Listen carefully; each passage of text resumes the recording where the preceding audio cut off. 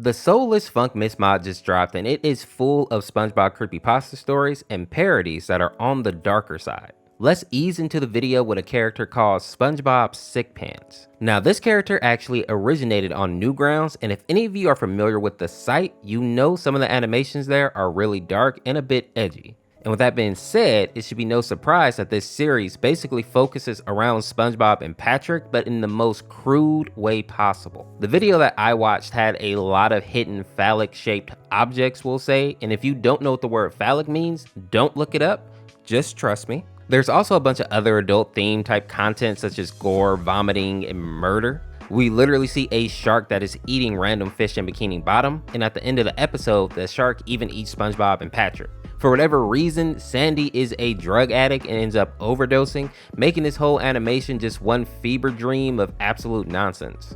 Now, some of you are probably wondering how boyfriend and girlfriend are able to breathe underwater, and I don't think they actually explain it in this mod, but we can assume that girlfriend is probably using her demonic magic to protect them. I know that a lot of people are comparing this mod to the Mistful Crips and Morning mod, where this version of boyfriend falls to the bottom of the ocean and ends up finding radiation, which gives him the ability to breathe underwater because it makes him like some type of fish monster or whatever. But I think this mod is a bit more on the traditional side as far as boyfriend and girlfriend go.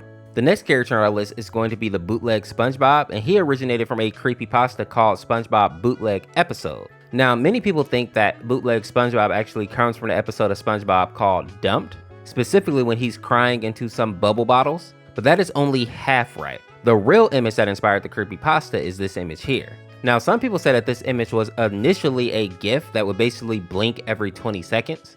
And while I couldn't actually find the original image, I don't necessarily think that it's not real, considering that it is pretty easy to make one of those. Now for the creepypasta itself though, it's pretty interesting because it reads as if there's actually a corrupted SpongeBob VHS that is filled with creepy images and static and black screens. The creepypasta even states that the tape itself was found back in December 2004 when a group of 5 teenagers went looking through an abandoned mental institution. They basically found this tape hidden amongst the trash, but something terrible must have happened in the hospital because only 2 of the 5 teenagers actually made it out alive.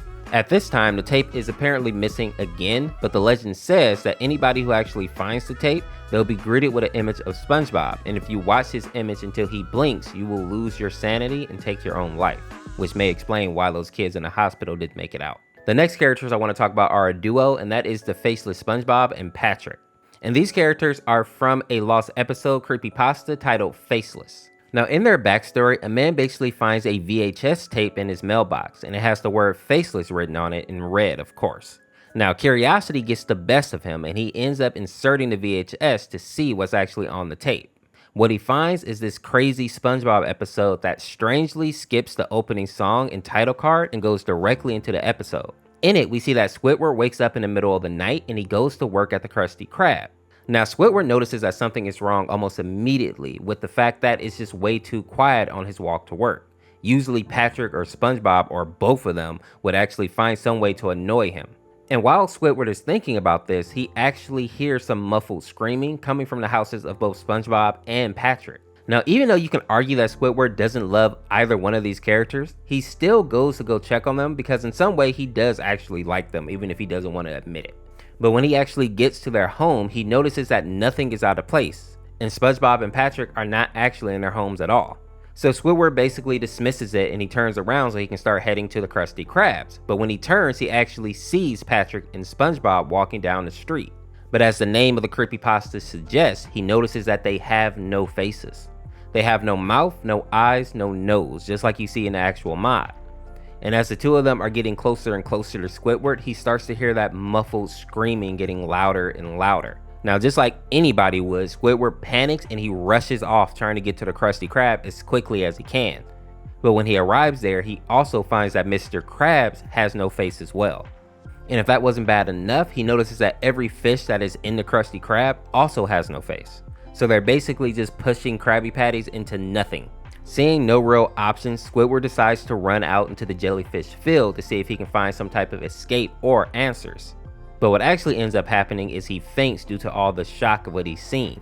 Now when Squidward finally does wake up, he notices that he's on a surgery table, and when he looks around, he sees a bunch of surgery tools and a dark, mysterious figure approaching him.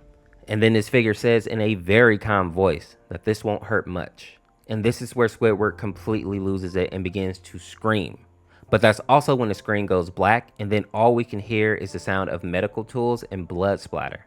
And when the screen finally does come back, we see that Squidward is in the jellyfish field trying to scream, but he no longer has a face, so it's just muffled like SpongeBob's and Patrick's screams were. We never figure out who was the mysterious figure, but I will say that this story was a lot darker than I thought it was going to be.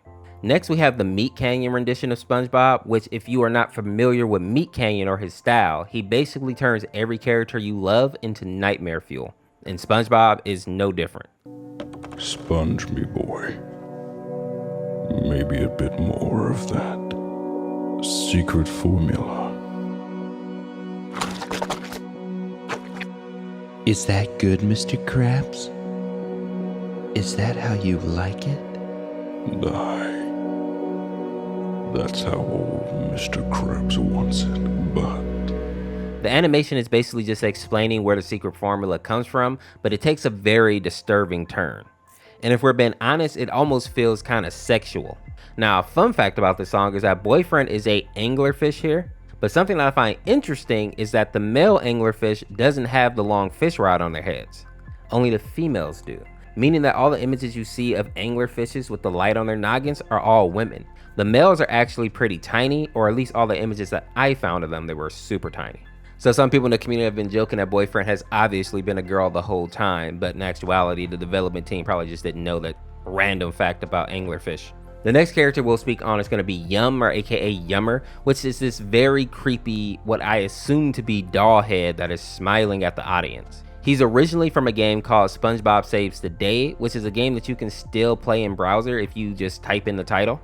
I only played for a few minutes and it's not my cup of tea, but I assume that it's likely for very small children, which makes it even stranger that Yum was found in the game files. Now, internet detectives have also looked into the game files pretty thoroughly and also found images of Sandy's suit basically tore to bits, making it seem like this game may have had some darker elements to it originally, but maybe the developers decided to go a different route at the end and ended up taking some of this stuff out, which would explain why some of this more disturbing stuff is in the game files. Next, we have a version of SpongeBob that is in the art style of a YouTuber named Palmtree, who has been on YouTube since at least 2016. You've probably seen some of his videos, which are all 3D and mainly SpongeBob SquarePants parodies. While the animations are kind of creepy, they're mostly just kind of weird, but in a good way, if that makes sense. Next up on our list, we're going to talk about Red Mist Squidward.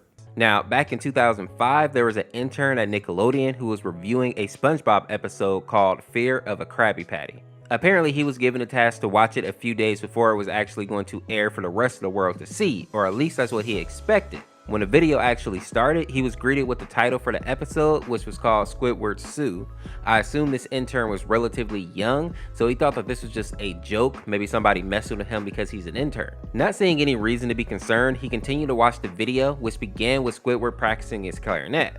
But Squidward has to stop for a moment because he hears SpongeBob laughing outside, and in Squidward's defense, SpongeBob's laughing is a little bit annoying. Squidward basically pokes his head out the window and yells at SpongeBob to keep it down because he has a concert to practice for. SpongeBob agrees and he goes off to go find Sandy and Patrick, and there's really no more drama after that. In the next scene, we see that Squidward is now in the concert hall, hiding behind the curtains. He seems very nervous about this performance. The episode then cuts right to the point where Squidward is actually standing on stage in front of a full crowd, getting ready to perform, still visibly nervous. When he starts to play his clarinet, the audience is disgusted by Squidward's awful performance and they boo him aggressively. Even SpongeBob jumps in with the booing, which is a big deal because SpongeBob actually really likes Squidward, and this goes against his character completely.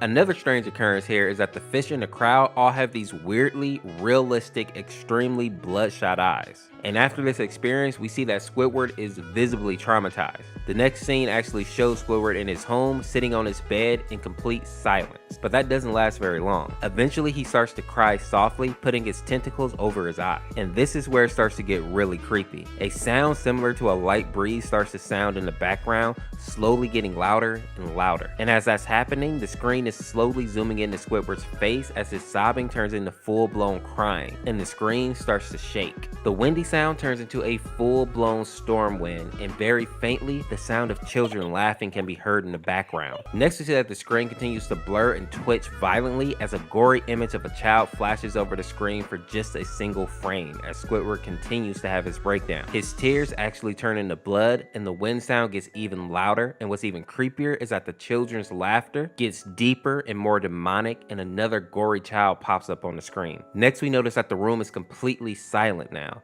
Squidward is no longer crying, and the sound of the harsh wind blowing is gone completely. Squidward then removes his tentacles from his face to reveal his now big, red, hyper-realistic eyes, just like the crowd had at his concert. Squidward then begins to look right at the camera, breaking the fourth wall, literally looking right at you. And then he resumes his crying, but without covering his eyes this time. His sobbing is mixed with these terrifying screams, and he also still has those tears of blood dripping down his face. The loud wind sound also came back, along with the demonic laughter of the children, and another gore-covered child flashed over the screen. And then out of nowhere, a deep, monstrous voice speaks, and he says, Do it. Hearing this, Squidward actually reveals to the camera that he's been holding a gun this whole time, and he immediately puts it in his gullet, and I think you know what he does next. The episode ends with Squidward laying very still, obviously no longer amongst the living. The intern and his bosses looked into the creation of the episode and tried to figure out who the children were, but even to this day, there's never been any answer to this creepy, demonic SpongeBob episode. The last two songs in the mod are Taco de Caca and F&F Kids, which are both joke songs. All I could find for Taco de Caca is this video here. I assume that this is supposed to be a parody of an actual song, but I'm not sure. Maybe some of the Spanish-speaking people can give us some insight here. And lastly, I think the F&F Kids song is just poking fun of some of the younger people in the F&F community. But with that being said, if you enjoyed this video, check out this video on the screen here. Subscribe today to become a member of the Orseofkorse, and we'll see you tomorrow with another video. Peace, peace.